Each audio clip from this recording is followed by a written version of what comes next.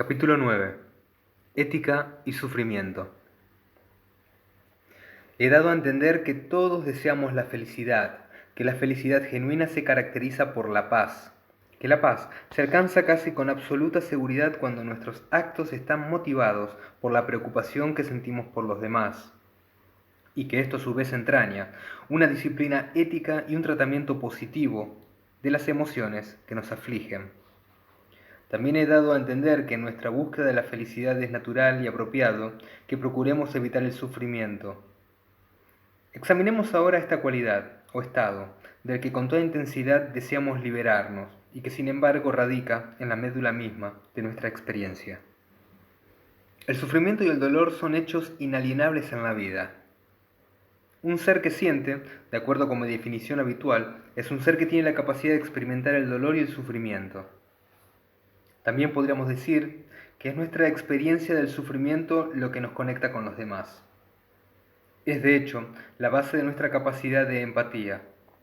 Sin embargo, más allá de eso podemos percatarnos de que el sufrimiento se divide en dos categorías interrelacionadas. Están, por una parte, las formas evitables del sufrimiento, que surgen como consecuencia de fenómenos tales como la guerra, la pobreza, la violencia o el crimen, e incluso a raíz de otras cosas como el analfabetismo y ciertas enfermedades. Por otra parte están las formas inevitables, entre las que se incluyen fenómenos tales como los problemas relacionados con la enfermedad, la vejez y la muerte. Por el momento, hemos hablado sobre todo de cómo afrontar el sufrimiento evitable, creado por el propio ser humano. Ahora, quisiera examinar más a fondo el sufrimiento inevitable. Los problemas y dificultades que hemos de encarar a lo largo de la vida no tienen nada que ver con los desastres naturales. No podemos protegernos de ellos tomando las precauciones adecuadas a cada caso, como sería el almacenamiento de alimentos en grandes cantidades. Por ejemplo, en el caso de la enfermedad poco importa que nos mantengamos en forma o que consumamos una dieta regulada con todo esmero, pues a la sazón nuestro cuerpo cede en determinadas complicaciones físicas. Cuando esto sucede, puede producirse un serio impacto en nuestra vida.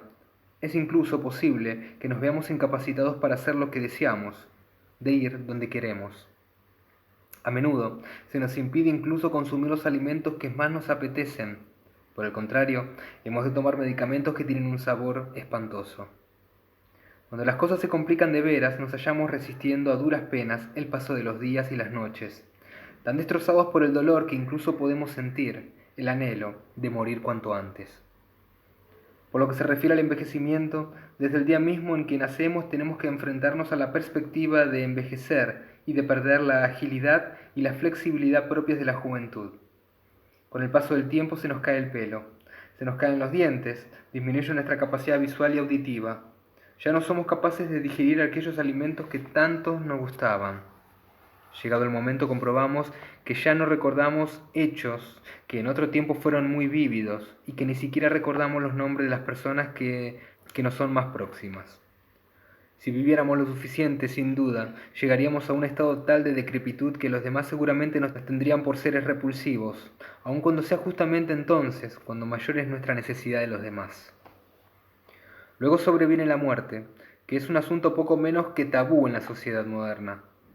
Aunque a veces sea posible desear la muerte por suponer tal vez un alivio, sin que importe lo que pueda venir después, la muerte significa la definitiva separación de los seres queridos, de nuestras pertenencias más preciadas, de todo aquello que tanto estimamos.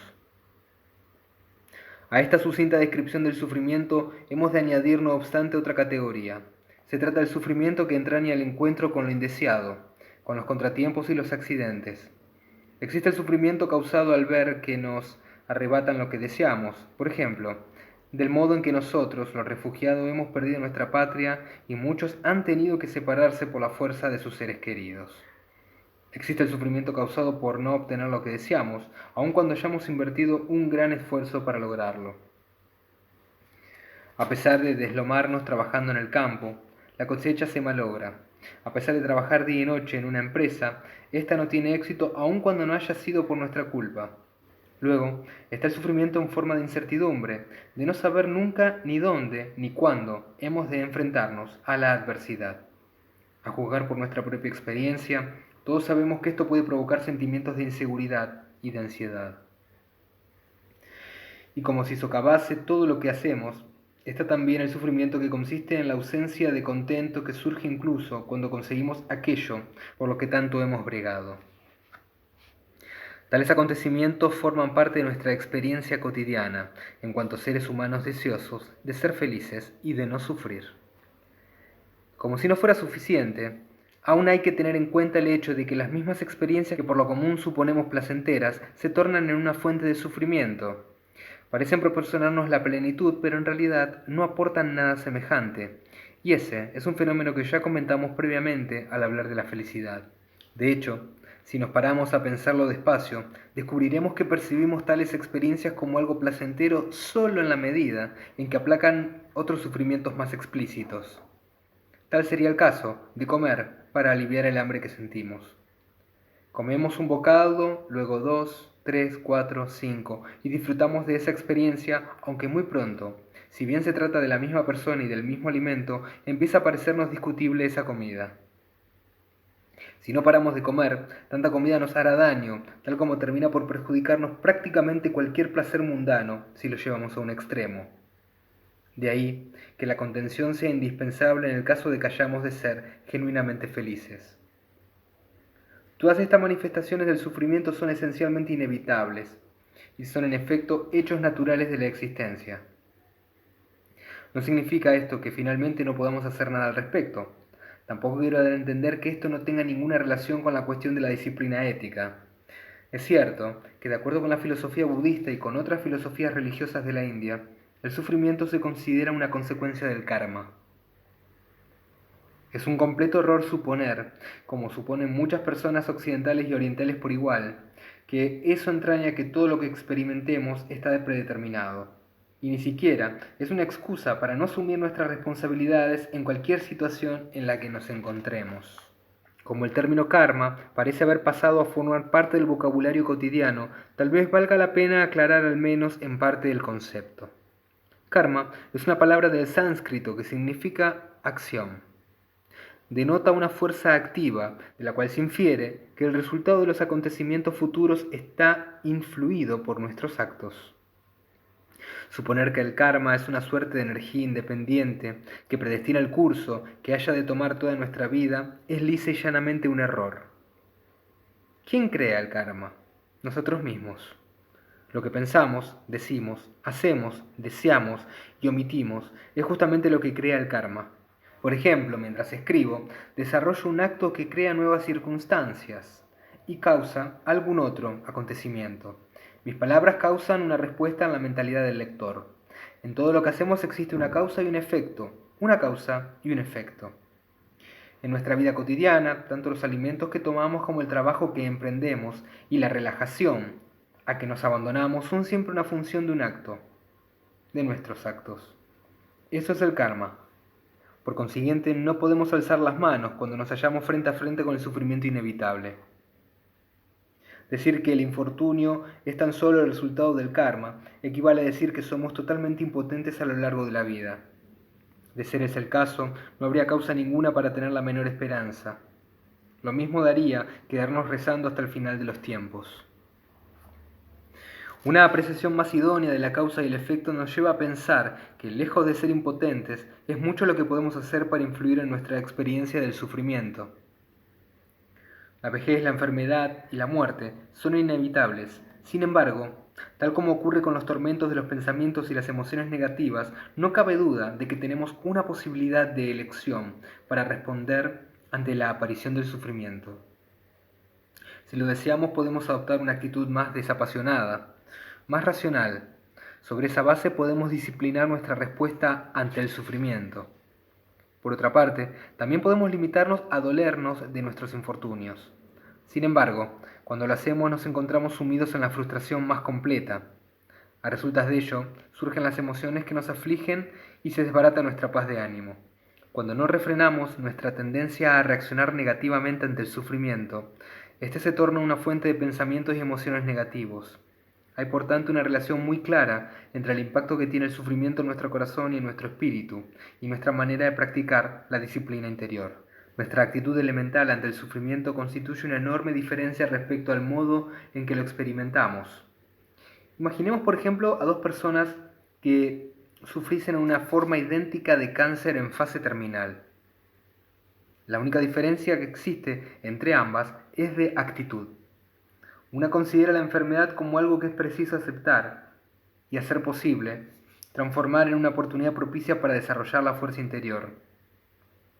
La otra reacciona ante sus circunstancias con miedo, amargura, ansiedad respecto al futuro. Aun cuando en lo relativo a los síntomas puramente físicos puede no haber la menor diferencia entre las dos en lo tocante a lo que sufren, en realidad existe una profunda diferencia entre sus respectivas experiencias de la enfermedad. En el caso de la última, además del sufrimiento físico en sí, se suma el dolor añadido del sufrimiento interior. Esto nos hace pensar que el grado en que nos afecta el sufrimiento depende sobre todo de nosotros. Por consiguiente, es esencial mantener la debida distancia con respecto a nuestra experiencia del sufrimiento. Descubrimos que cuando contemplamos un determinado problema muy de cerca, tiende a inundar todo nuestro campo visual y se nos antoja una enormidad. En cambio, si contemplamos ese mismo problema desde cierta distancia, automáticamente empezaremos a verlo en relación con otras cosas. Ese acto tan sencillo traza una tremenda diferencia. Nos permitirá ver que, aun cuando una determinada situación pueda ser verdaderamente trágica, incluso los acontecimientos más desafortunados contienen innumerables aspectos y pueden ser, por tanto, abordados desde ángulos muy diversos. Ciertamente es muy poco corriente, por no decir imposible, hallar una situación absolutamente negativa, al margen del modo en que la contemplemos. Cuando nos sobreviene la tragedia o el infortunio, tal como sin duda sucede y ha de suceder, puede ser de gran utilidad establecer una comparación con otro acontecimiento, o bien rememorar alguna situación similar o incluso peor que nos haya ocurrido antes o que haya ocurrido a otros. Si de veras logramos trasladar nuestro modo de enfocar las cosas, alejándolo del yo y acercándolo a los otros, experimentamos un efecto liberador. En la dinámica de la autoabsorción, en el hecho de preocuparnos en demasía por nosotros mismos, hay algo que tiende a magnificar nuestro sufrimiento. A la inversa, cuando logramos contemplar la adversidad en relación con el sufrimiento ajeno, comenzamos a reconocer que en términos relativos no resulta ni mucho menos intolerable. Esto nos capacita para mantener intacta la paz de ánimo con mucha más facilidad que si nos concentramos en nuestros problemas excluyendo todo lo demás. Por lo que se refiere a mi experiencia personal, descubro que cuando me llegan malas noticias del Tíbet, y por desgracia esto es algo muy frecuente, mi respuesta natural e inmediata es de una gran tristeza. Sin embargo, al situarlas en un contexto apropiado y al recordarme que la disposición elemental del ser humano hacia el afecto, la libertad, la verdad y la justicia, sin duda, ha de prevalecer al final, descubro que puedo afrontar razonablemente bien esas malas noticias. Los sentimientos de ira incontenible, que solo sirven para emponzoñar el ánimo, amargar el corazón y debilitar la voluntad, rara vez surgen del todo, ni siquiera después de las peores noticias. También vale la pena recordar que los tiempos de mayores ganancias en lo relativo a la sabiduría y la fuerza interior son a menudo los tiempos de mayores dificultades. Con el debido enfoque, y aquí se descubre una vez más la suprema importancia que tiene el desarrollo de una actitud positiva, la experiencia del sufrimiento puede abrirnos los ojos a la realidad. Por ejemplo, mi propia experiencia de la vida como refugiado me ha servido para darme cuenta de que los interminables asuntos protocolarios que tan cruciales eran en mi vida, en el Tíbet, de hecho resultan bastante superfluos. También descubrimos que la confianza que tenemos en nosotros mismos puede ir en aumento y que nuestro valor se puede fortalecer a resultas del sufrimiento. Y esto se puede inferir a raíz de lo que vemos en el mundo que nos rodea. Por ejemplo, dentro de nuestra comunidad de refugiados, entre los supervivientes de nuestros primeros años en el exilio, hay algunos que, si bien pasaron terribles sufrimientos, se cuentan entre los más fuertes desde el punto de vista espiritual, entre los individuos más animados y menos preocupados que he tenido el privilegio de conocer. A la inversa, descubrimos que, a despecho de la adversidad incluso más leve, algunas personas que lo tienen todo sienten una clara inclinación a perder toda esperanza y a dejarse hundir. Es natural la tendencia que tiene la riqueza a estropearnos. A resultas de ello, se nos antoja cada vez más difícil soportar con facilidad aquellos problemas con los que todos nos encontramos de cuando en cuando. Consideremos ahora qué opciones nos quedan abiertas cuando de hecho afrontamos un problema determinado. En un extremo podemos dejarnos abrumar. En el otro, podemos irnos de excursión e incluso tomarnos unas vacaciones y no prestarle más atención.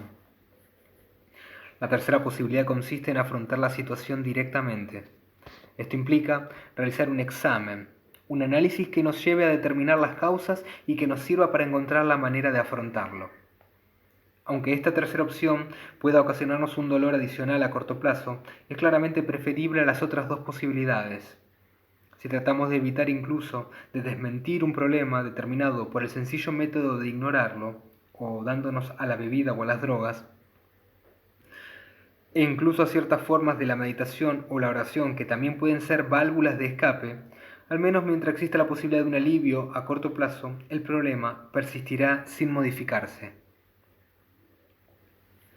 Semejante enfoque solo sirve para rehuir la cuestión, no para resolverla. Una vez más, el peligro consiste en que además del problema inicial se suceda la intranquilidad mental y emocional. Así, se refuerzan las aflicciones de la ansiedad, el miedo y la duda. A la sazón, esto puede desembocar en la ira y la desesperanza, con todo el potencial ulterior para el sufrimiento, tanto propio como ajeno, que entraña. Imaginemos un desastre de la magnitud que puede tener el recibir un balazo en el estómago. El dolor es arrasador. ¿Qué hemos de hacer? Obviamente, necesitamos que se nos extraiga la bala y para ello hemos de someternos a una operación de cirugía. Esto es algo que hace aumentar el trauma. Sin embargo, es algo que aceptamos de muy buena gana para superar el problema inicial. Del mismo modo, debido a una infección o a un daño insuperable, tal vez sea necesario sufrir la extirpación de una extremidad con tal de salvar la vida. Sin embargo, y como es natural, estamos dispuestos a aceptar semejante cosa, ya que se trata de una forma inferior de sufrimiento, siempre y cuando nos ahorre ese otro sufrimiento mucho mayor, que es la muerte. Es de sentido común atravesar voluntariamente determinadas dificultades, cuando vemos que de ese modo podemos evitar sufrimientos peores. Al decir esto, reconozco que no siempre se trata de un juicio fácil de hacer. Cuando tenía 6 o 7 años me vacunaron contra la viruela. De haberme dado cuenta de lo mucho que me iba a doler, dudo que me hubiera dejado persuadir de que la vacuna constituía un sufrimiento menor que la propia enfermedad. El dolor duró 10 días enteros y todavía tengo 4 grandes cicatrices a resultas de aquel dolor. Si la perspectiva de afrontar nuestro sufrimiento cara a cara puede parecer a veces un tanto sobrecogedora, es muy útil tener bien presente que no hay nada, dentro del dominio de lo que consideramos la experiencia común, que sea permanente. Todos los fenómenos están sujetos al proceso del cambio y al declive. Asimismo, tal como da a entender la descripción de la realidad que propuse anteriormente, nos equivocamos si llegamos a suponer que nuestra experiencia del sufrimiento o de la felicidad, lo mismo da, puede atribuirse a una sola fuente. De acuerdo con la teoría del origen independiente, todo lo que surge aparece en un contexto que abarca innumerables causas y condiciones. De no ser así, tan pronto entrásemos en contacto con algo que considerásemos bueno, estaremos automáticamente felices. Cada vez que entrásemos en contacto con algo que considerásemos malo, automáticamente nos pondríamos tristes. Las causas de la alegría y del pesar serían fáciles de identificar. La vida sería muy sencilla. Tendríamos sobradas razones para desarrollar un tremendo apego por una determinada clase de personas o de cosas o de acontecimientos, y para enojarnos con otras a las que deseásemos evitar. Pero la realidad no es así. Personalmente encuentro que es de una enorme utilidad el consejo que nos dio sobre el sufrimiento un gran erudito y santo de la India, Shantideva. Según dijo, es esencial que cuando afrontemos dificultades de cualquier clase, no nos dejemos paralizar por ellas. Si nos dejamos paralizar, corremos el peligro de vernos totalmente abrumados. En cambio, utilizando nuestras facultades críticas, deberíamos examinar la naturaleza misma del problema. Si descubrimos que existe la posibilidad de resolverlo por un medio u otro, ninguna ansiedad tiene razón de ser. Lo racional sería dedicar entonces toda la energía de que dispongamos para averiguar qué significa eso y para actuar en consecuencia. Por otra parte, si hallamos que la naturaleza del problema es tal que no admite solución, tampoco tiene sentido preocuparse por ello. Si no es posible transformar la situación, preocuparse por ella solo servirá para empeorarla. Sacado del contexto del libro de filosofía, en que aparece recogido como culminación de una compleja serie de reflexiones, El consejo de Yantidea puede parecer un tanto simple. Sin embargo, su belleza radica en esa simplicidad que reviste, y nadie podrá poner en duda su palmario sentido común. En cuanto a la posibilidad de que el sufrimiento tenga un determinado propósito, creo que es preferible no abordar aquí la cuestión. En la medida en que nuestra experiencia del sufrimiento nos recuerda lo que han de sufrir los demás, nos sirve como un poderoso imperativo para practicar la compasión y para abstenernos de causar daño a los demás. Asimismo, en la medida en que el sufrimiento despierta nuestra empatía y nos lleva a conectar con los demás, puede servir como fundamento de la compasión y del amor. En este punto me acuerdo del ejemplo de un gran erudito y religioso tibetano, que pasó más de 20 años en la cárcel y tuvo que soportar las penalidades más terribles, incluida la tortura, a raíz de la invasión que sufrió nuestro país. Aquellos de sus alumnos que lograron huir al exilio, a menudo me decían que las cartas que les escribía y que lograba sacar a escondidas de la cárcel contenían las enseñanzas sobre el amor y la compasión más hondas que han recibido en toda su vida. Los acontecimientos desafortunados, aun cuando sean en potencia una fuente de ira y de desesperación, tienen idéntico potencial para constituir una fuente de crecimiento espiritual. Que ese sea el resultado solo depende de nuestra respuesta.